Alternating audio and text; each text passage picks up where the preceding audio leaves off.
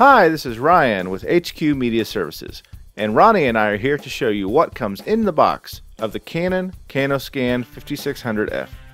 Opening the box, you will find a packet containing your owner's manual, quick start guide, and software for the scanner.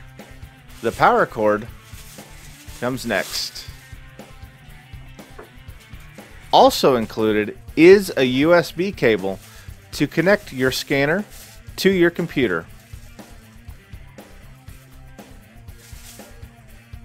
Finally comes the scanner itself.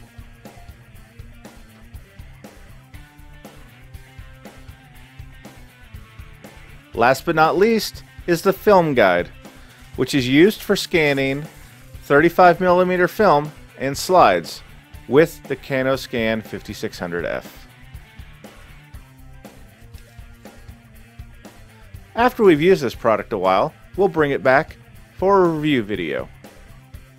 This has been Ryan and Ronnie with HQ Media Services.